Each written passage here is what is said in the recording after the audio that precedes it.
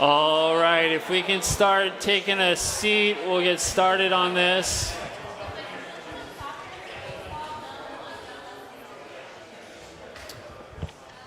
So we want to let you know a bit of what's going on with some budget stuff and what Carrie will get to after Daniel goes. Some of the things that we were planning on having some income streams come in, execution wasn't done as well as we'd hope in order for the income to come in. During those conversations, it might be like, who's going to bear the responsibility for that? Just so everyone knows, that's on me, that part of it. And so I think we've got elders who are ready to do some stuff to make sure it doesn't continue to be a problem. But so we'll let Daniel begin, and then Carrie will let us know where we're at. Yeah. So as Dave mentioned, we're here to discuss the state of our church, specifically regarding the financial standings. To preface things, I would like to start by just drawing your attention and reminding everyone of the ministerial work that this church has been involved in over the last couple of years. As you know, our commitment here is to a life that is lived second, holding paramount Christ's work to seek first his kingdom and his righteousness, followed by considering the needs of others, both those inside our church and our neighbors beyond as above ourselves. Our love for each other is an outpouring of our love for God, and our work is an evidence of our faith in his promise. And this church has been bold and ambitious in both our faith and our works, and has seen a lot of wonderful fruit as a result. To name just a few, our church has grown massively in numbers and also in depth. Over 100 people, a huge portion of our congregation, eagerly signed up to be part of a city group to be gathering during the middle of the week. Our prayer team prays together weekly and follows up with prayer requests to offer encouragement and support to those in need. In our youth and children's ministries, we've added more leaders and events for engagement and opportunities for invitation. And through the Eyes of the Harvest campaign, we've undergone a massive renovation, giving our facilities the much-needed upgrades and a beautiful facelift. This was a truly monumental task, which was unbelievably executed by our church staff and members who poured in a tremendous amount of time and skill. We are so truly blessed by this. Praise God. Our church supports missions, 3 church plants, 8 local partners, and 10 international missionaries. This is a missions effort that is on a scale that is very uncommon for a church of our size. Our church has grown from a small to a medium size, resulting in an increase in staff to support our needs. And our after-school program, while it has served wonderfully for a small number of families, unfortunately it has been slow to gain traction and has become a financial strain and is no longer a sustainable program. There, we are making a transition to a tuition-based preschool where we see a much more clear and immediate need in our community. There has been rapid growth and much ambition to back it up. And while not every opportunity takes off, we are committed to wise stewardship and a desire to see more areas for God to be working in. And we do mean that with great commitment.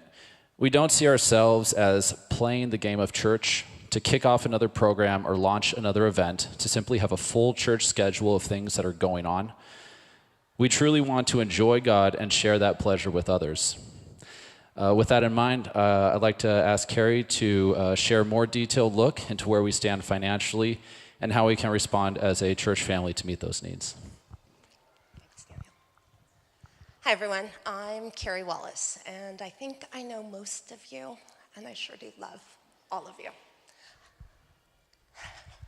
There are 4 of us on the team here who are elders, and 3 out of the 4 of us have been part of this church for over a decade.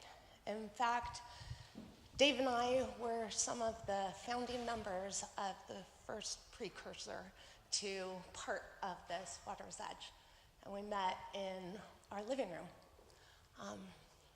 We love this church, and we need you to know that as we're going in. We've seen incredible things go on in this church. And this is the most difficult season that we've ever had financially. I've only been on session for 4.5 months, and I'll tell you, I've had more sleepless nights in that 4.5 months than I have probably for the entirety of my life. Well, except for when we had our kids and they were bad sleepers. But other than that, from worry and strain, this is it. All that to say, we take this incredibly seriously. So incredibly seriously that I wrote out what I was going to say to you, and I don't normally do that. Yeah, sorry about that. So, as the exciting things that were happening that Daniel just described were going on, the results of the initiatives were not yielding our expected outcomes. And that's led to inaccurate predictions on a number of levels. In short, we expected to increase church membership, which would result in greater tithes. We expected that launching new programs would increase the church's presence, but also generate supplemental income. And it didn't, at least to what we expected. So here are some of the things that we got wrong.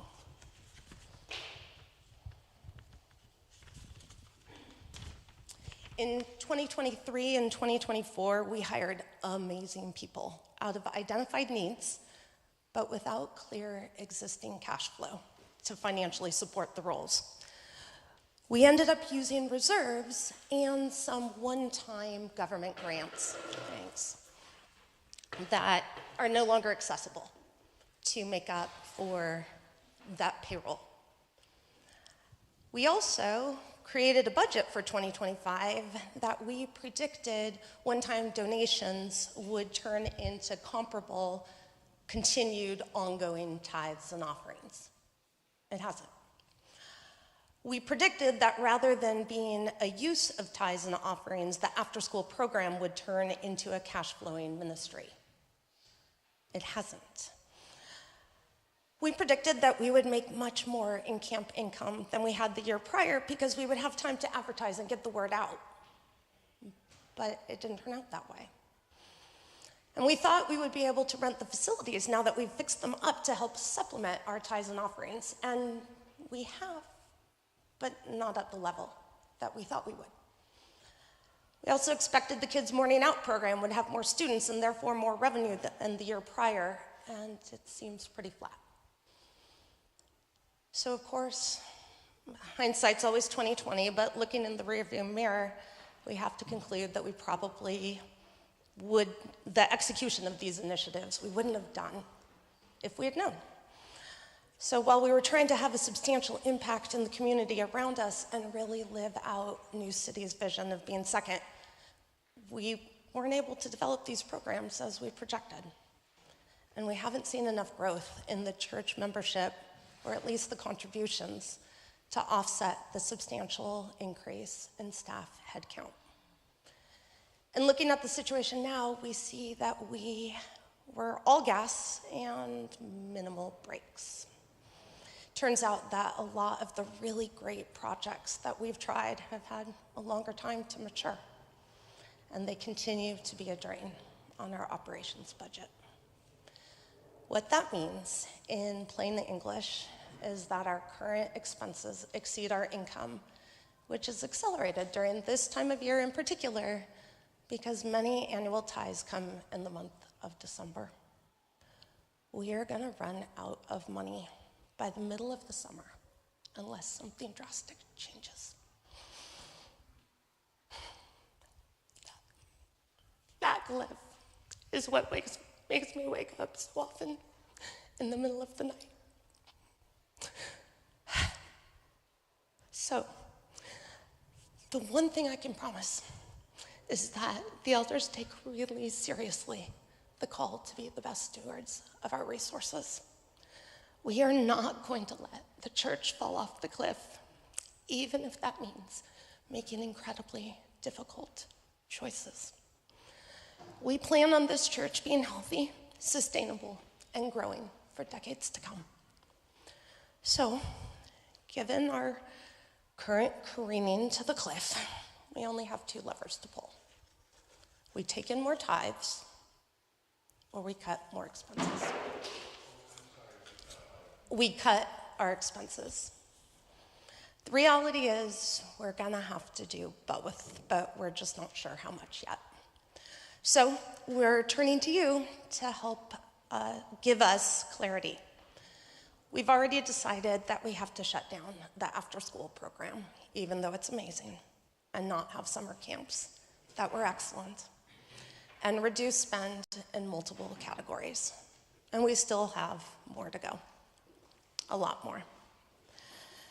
We are asking you to really prayerfully consider whether you are called to give more to this awesome church.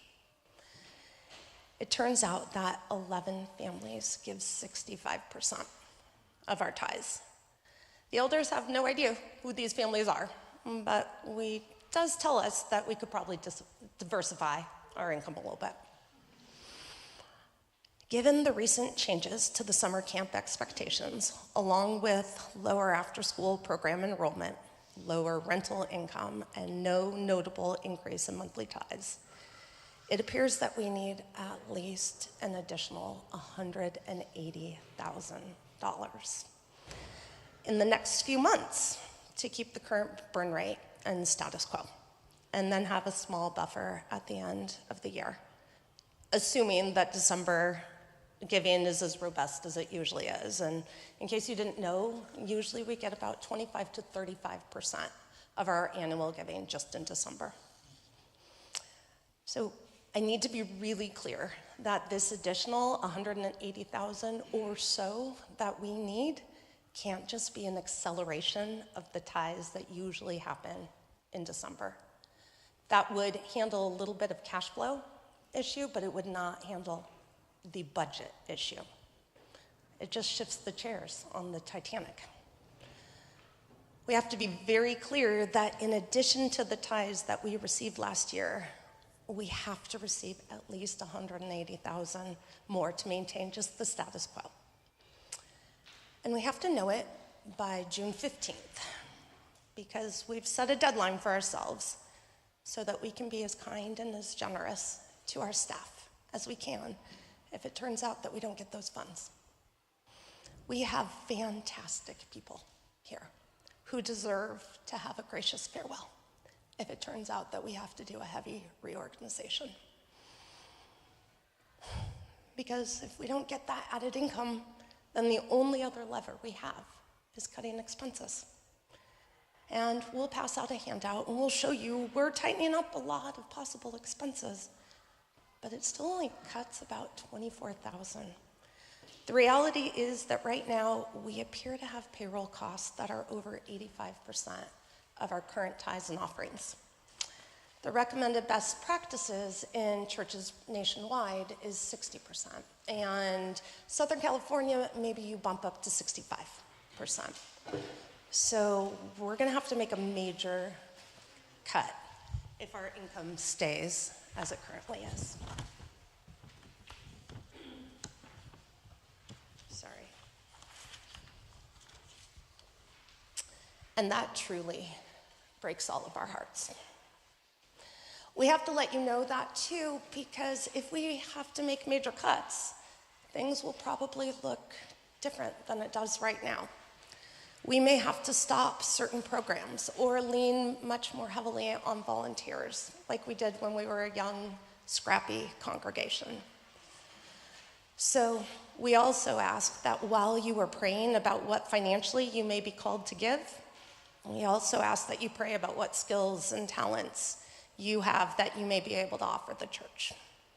Maybe you have great organizational skills, or you have time to volunteer to prep or to help with our kids, or you have a deep knowledge of human resources, or you love to work as a spreadsheet. We honestly don't know.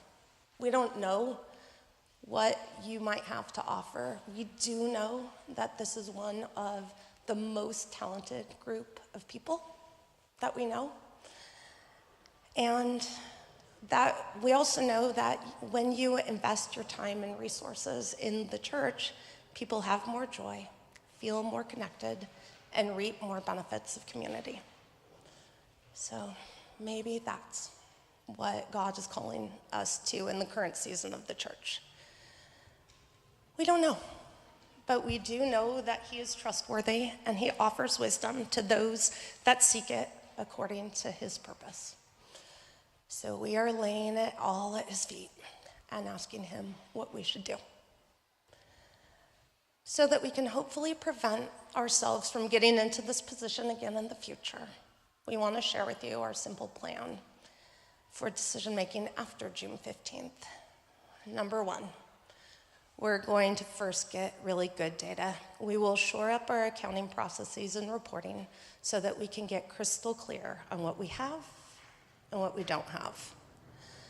We will face the reality of New City's financial picture in this moment in time, not what we wish it were. Number three, we will figure out how much we actually will be likely taking in each month, and we'll live within it. We will figure out how much we actually spend, and then cut the things that we can't afford, given the reality of our actual income. Because we have variable income, we will figure out a conservative average and make sure we have reserves to dip into as we are going into some lean months. And if we get more money than we predict, we'll use that for evaluating needs. Whether it's payroll, capital improvements, we don't know. But we will not create a new expense without having a clear source of funds for it. And finally, we will make sure that this process is as transparent with the congregation as we can, as we move through with a plan to land on a sustainable outcome that allows the church to operate under an annual plan. Please know that we take very seriously our role of being good stewards of what God has entrusted to us. I'm blown away that we have a gorgeous church building, a thriving and growing congregation, and people who take God's call seriously, even in an area where the cultural norm is to be self-sufficient and relatively self-focused. We're leaning into being vulnerable with you and entrusting you with this amazing church during this wobbly time when we're sorting out the transition from being young, scrappy, and bold to being established, grounded, and sustainable. And we can't wait to see what God calls you to do to help.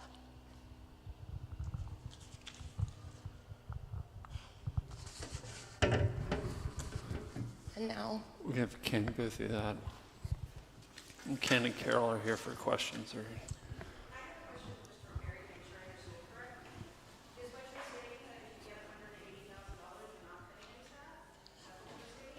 I honestly don't know yet because I don't know what we have, and I don't have as much clarity on our output and input as I need to say that.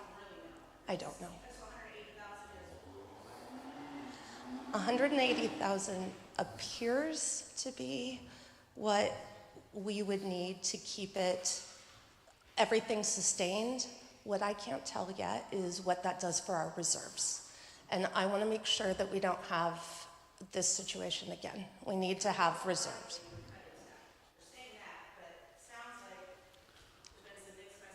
I think what she's saying is the decision isn't clear, and the 180,000 would help us get to the point where we have reserves at the end of 25, so that in 26, 27, 28, we don't have to continue the cycle of having to bridge the months which are thin.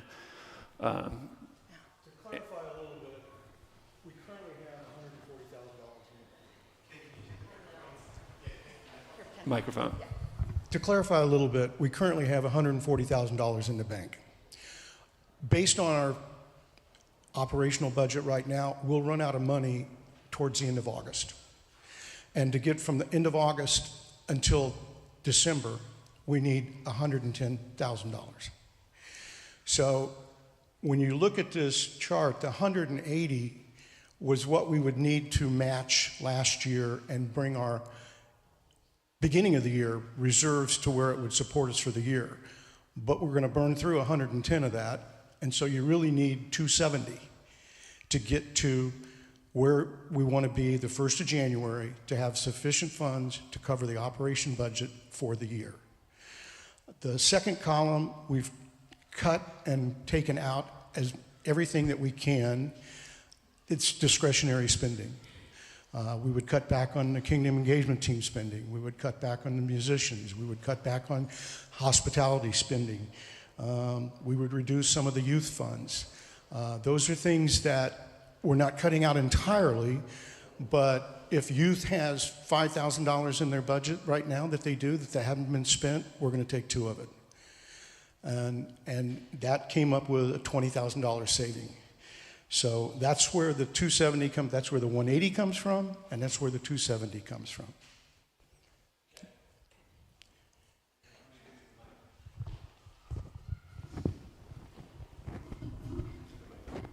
Yeah, you're on the mic. So just to summarize what I think I just heard, because I can see where that's confusing. To the extent that we get $180,000, we know that we're not going to run out of money in 2025. The question will then be based on whether those feel like one-time gifts that are just kind of bridging a gap versus a sustained increase in giving.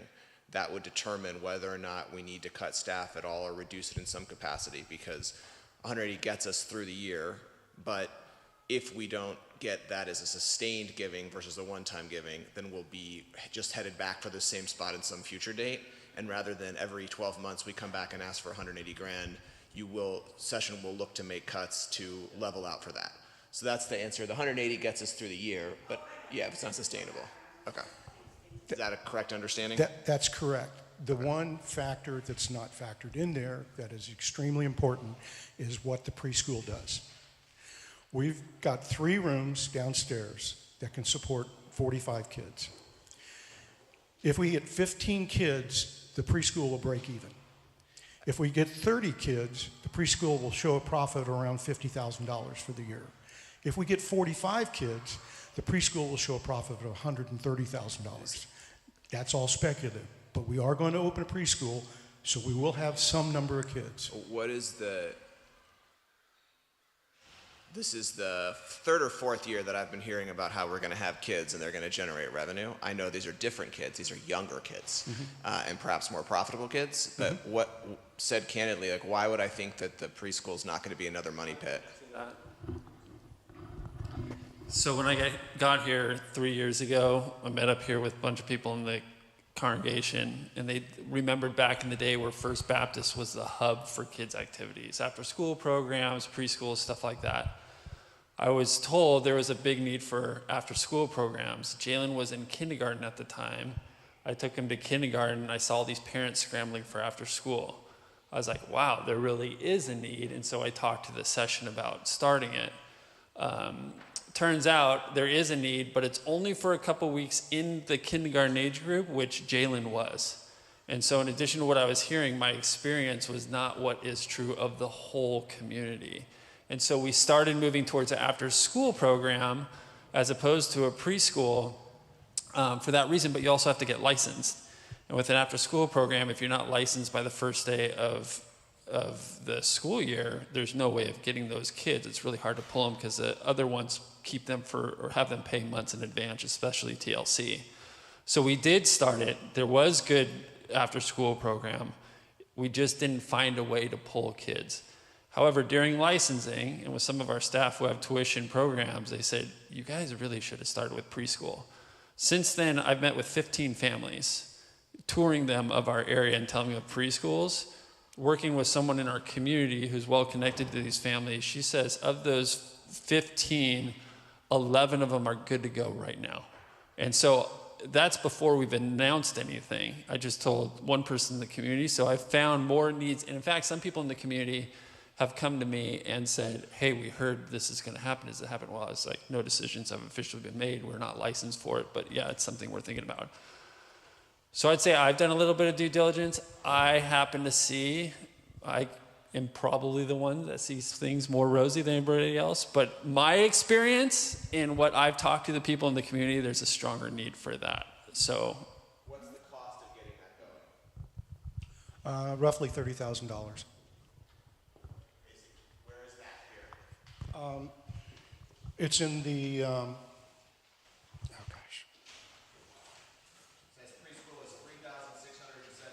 It's in there. That's not 30. Where's the $26,000? The preschool profit of $3,600 includes the startup cost. I'm trying to figure out how we need $180,000 to get us to August. Do we really need 210 because you guys are spending 30,000 more on startup costs? How's that not the case? Where's that money coming from? Because the startup cost is included in the preschool number. Yeah, the preschool number assumes we have a profit. That's great, but first we have to spend the money, right? It's an order. That is correct. So before we have this $3,671 profit, we're going to spend $30,000. Then we're going to make $33,671. Right, you're pointing to a cash flow issue. Correct. I'm saying, where is that $30,000 coming from? This is the challenge, right? We spent the money on things. It would come from our current reserves. I'm trying to understand what the fundamental difference between spending however much we spend on after school and then not getting the people is between spending $30,000 on preschool that doesn't exist yet. Well, We're not licensed for it, correct? the difference is we know a lot more now than we did then. The preschool, we couldn't advertise until midsummer on starting a preschool or starting an after-school program. What we found out was the kids are signed up for TLC for the entire year starting in March. So by the time we were looking for kids, there weren't that many kids available.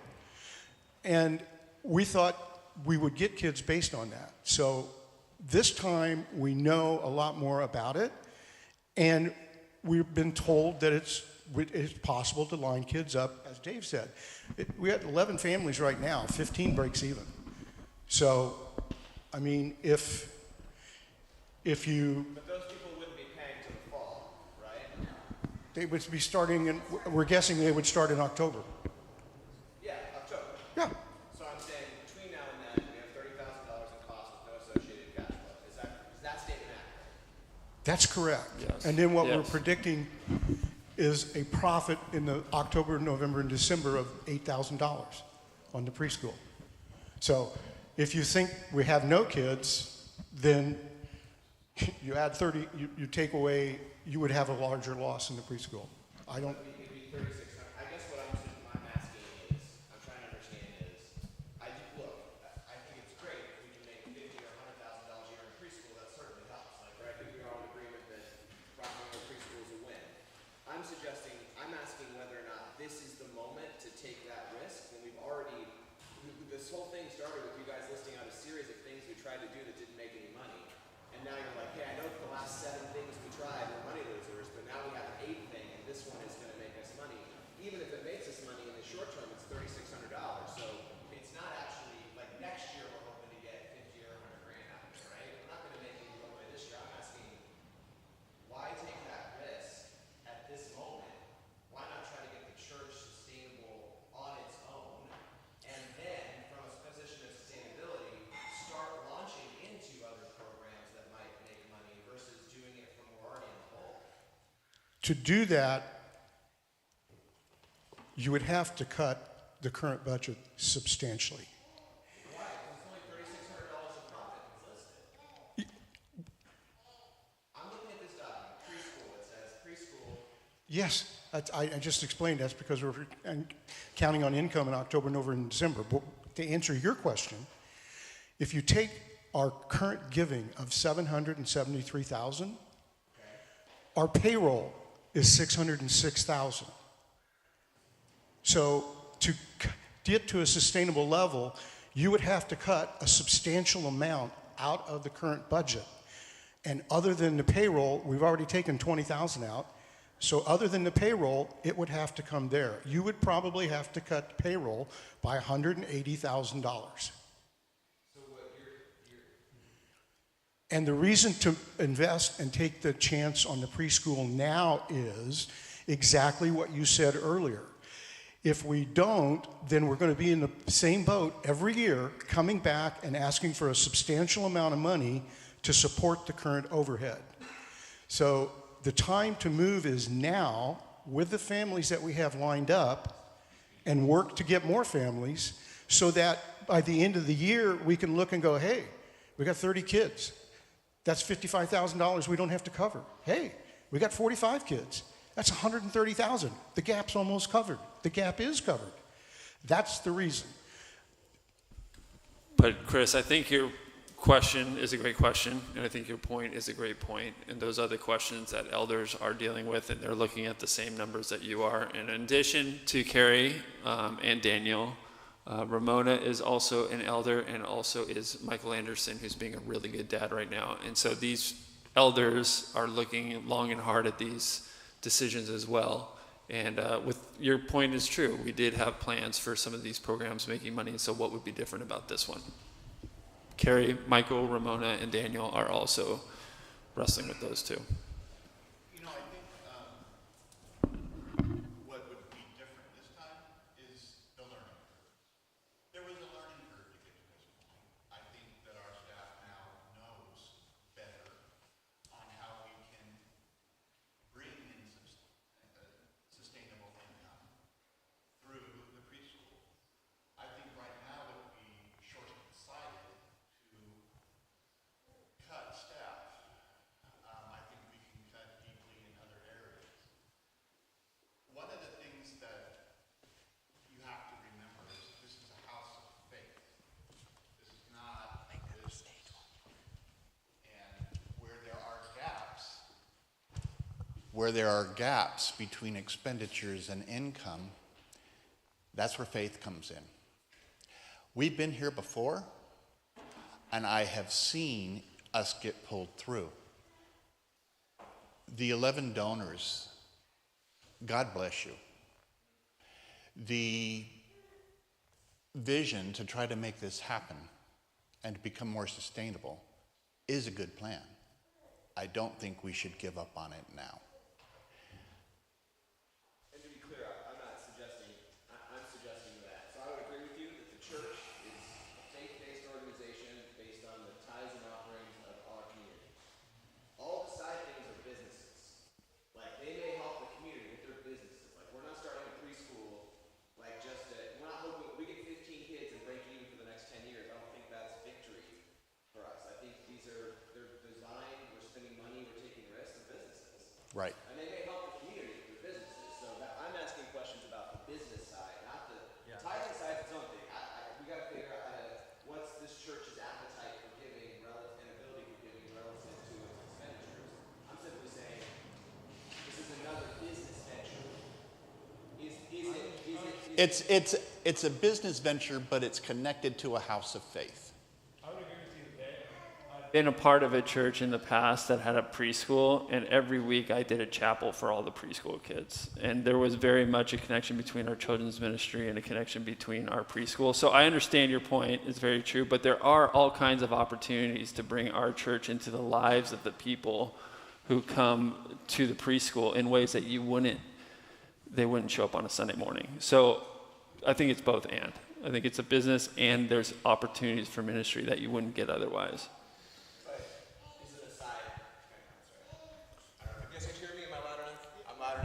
What I was saying is that as it relates to the church, we don't expect like a net profit on our youth ministry. Like when we hire someone to teach those kids, we're not thinking, man, I hope we're turning profit on those kids, right? That's not the That's fair. And so it is a faith thing, but it's completely separated out. People are giving of their own free will, whatever amounts they can, right? The 11 donors don't get better service at church than the other 85 people or whatever, right? It's all the same. Whereas these preschool kids, we're not just doing it for the, yes, there's a connection. It is good for the community. We do connect with those people, but ultimately they are writing a check and receiving a benefit. I don't think anyone here who's tithing is expecting some sort of direct financial level result, or if we're giving as relative to our income, there's probably a massive disparity in what people are giving, but they get the same worship, they get the same sermon, right? That's not true at the preschool, right? If you have 2 kids and you only want to pay for one of them, you don't get a second one, right? So that's what I mean. Like, That makes sense. Connection, but ultimately, if it's not profitable, it gets shut down in a way that's different than our church. Right. Yeah, but part of what Dave is saying is we've seen in the after-school program. We have 3 families in the after-school program. None of them attended our church before the after-school program. All 3 are now attending our church.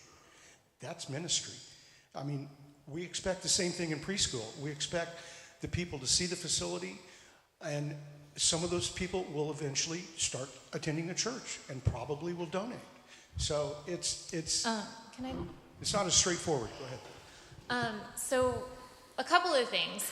Like, I think if we have a guarantee from 15 families that they're gonna wanna start, that's one thing. Like, I don't wanna start before we have like, okay, we have 15 people who have already made a deposit. You know, number one. Number two, our kids go to St. John's preschool, and I think there is one family who actually goes to Sunday service there. So that's something to consider. They are also still struggling for preschool kids, and they're already established. They have a beautiful facility, they have a great playground, they have great teachers, and they're still struggling, and it's cheap. No. No, it's affordable. St. It's John's. no, St. it's John's, affordable. St. John's charges $750 a month. No. Yeah.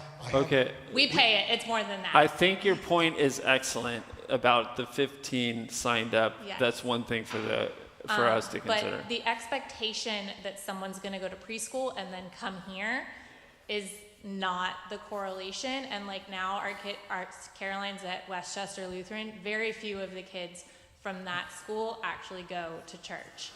So that's a hope, and but it doesn't correlate very well.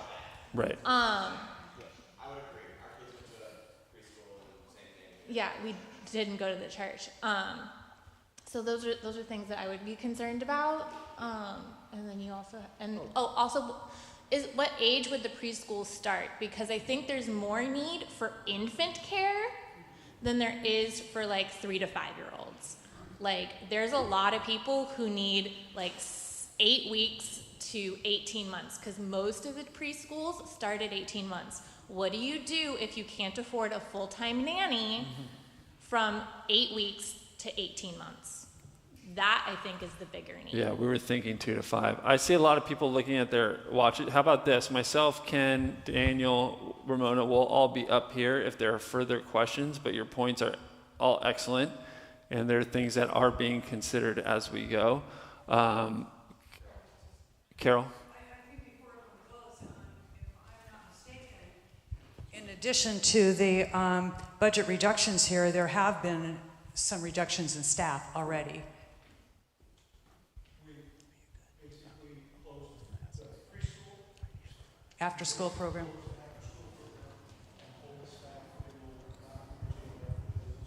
Right. I just wanted to make sure everyone knows there have been staff cuts already.